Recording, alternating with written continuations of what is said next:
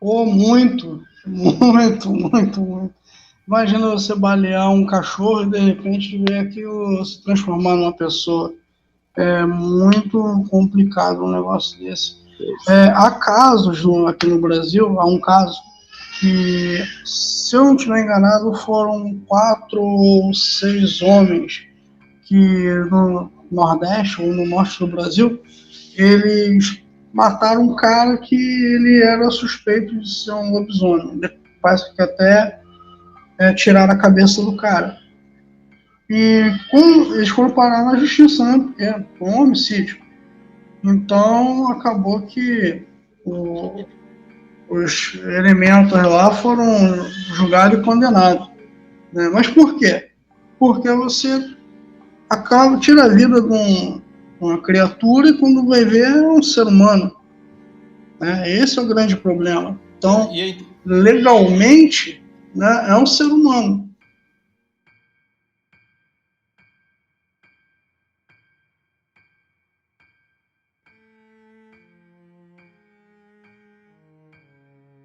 Tanto que a galera gostou. Voltando para lá, esse cidadão, ele começou a pegar ódio por uma família, que essa família era humildezinha, trabalhadeira, abençoava a vida dele, ele pegou ódio por essa família, e essa família falava do dom divino que é fazer o bem, que é amar as pessoas, e mencionou um nome para aquele cidadão. Ele nunca tinha ouvido falar desse nome. E o nome era nada mais, nada menos que Jesus Cristo. Esse cidadão pegou ódio daquela família, cuja aquela família tinha 2 crianças pequenas. Rapaz, para encurtar o relato, o pai de santo avisou a ele para não fazer aquilo. Ele se cresceu, brigou com o pai de santo e foi atucaiar a família que ele pegou ódio. Então ele atocaiando a família, vinha passando na rua, vinha da igreja, aquela senhorinha com as 2 criancinhas, uma de colo e outra com 6, 7 aninhos. E quando então ele pulou na frente daquela família, já transformado na fera, e quando ele foi dar o bote para acabar com a vida daquelas 2 criancinhas e daquela senhora, simplesmente apareceu por detrás daquela família um ser angelical, aproximadamente 3,5 metros de altura, um dobro da altura dele. Ele transformado tinha quase seus 2 metros de altura. Aquele anjo tinha 3,5 metros. As envergaduras da asa daquele anjo batia 7 metros e pouco quase, vai vendo. E aquele ser muito, muito iluminado fechou as asas. E quando ele fechou as asas, assim, num tom de abraçar aquela família, ele simplesmente abriu aquelas asas. Quando ele abriu aquelas asas, o vento tempestuoso, aquele tornou-se assim, mas foi uma pancada tão grande, mas uma pancada tão grande, que aquele vento das asas daquele anjo jogou aquele ser, aquela fera macabra, a metros de distância. No alto ele rolava por cima das pedras, batia a costa, batia a cabeça, até que foi parar num pé de árvore, todo arrebentado, costela quebrada, e na hora quebrou tudo, quebrou encantamento, quebrou perna, quebrou braço, ele se arrebentou-se todo. E ali ele ficou até que no outro dia apareceu um pessoal passando na estrada, socorreu ele, levou ele para o hospital, quebrou a magia e o encanto dele, ele não mais transformou em bicho, mas ele também ficou com algumas costelas quebradas, com algumas coisas do corpo todo arrebentado, e ali então ele tomou consciência de que fazer o mal não compensava.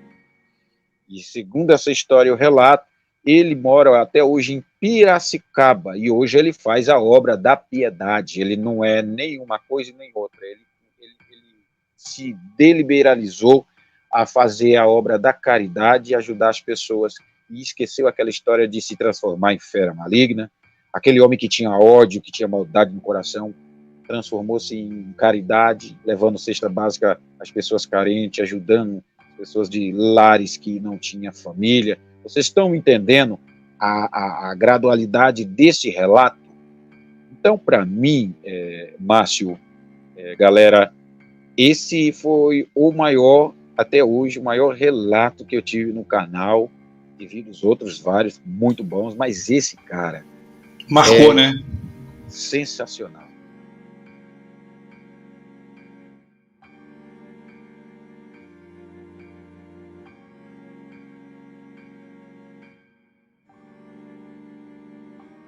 Então, e aqui no canal, um relato que eu contei que eu fiquei assim bem abismado foi um relato que uma pessoa mandou para mim.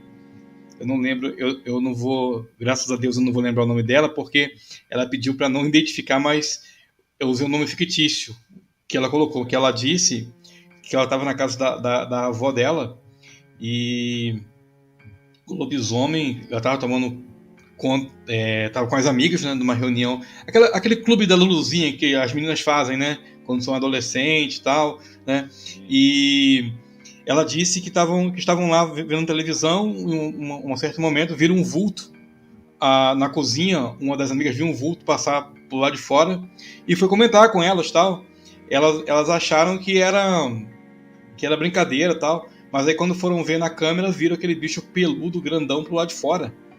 E elas se esconderam, resumindo aqui a história, e o bicho conseguiu entrar dentro da casa. E ficou caçando elas até altas horas da madrugada. Então, só que na casa tinha um porão, e nesse porão tinha um outro subporão. Eu não sei qual seria o termo técnico aqui, se alguém souber, me ajuda a entender aí, né? E ali, elas perceberam que o bicho... Isso, tinha um porão e embaixo do porão tinha um outro. É um sótão que se chamam? Tem um sótão, é um esconderijo, né? Então o pessoal chama de sótão. Isso. Isso aí. Então, é isso mesmo, né? E ali ela conta que elas se esconderam ali e o suposto lobisomem foi pro porão onde elas estavam. Eu assisti esse relato. Tu ouviu esse relato, né, Peterson? Assisti. Parece que a avó já era falecida ou estava fora da casa e estava só as meninas. Isso. Aí elas se viram cercadas, né, e foram pro porão, e depois tinha uma outra parte ainda da casa que elas podiam pegar e se esconder ali para poder sobreviver ao ataque. Justamente, é isso mesmo. Então, esse aí foi um dos primeiros relatos que eu contei aqui no canal, que eu recebi.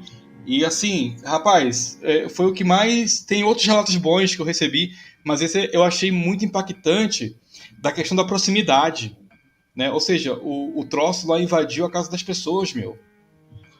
Entrou pelo telhado. O bicho era inteligente, mano. Então, assim... É inteligente, sim. E eu fiquei bem impactado com essa questão.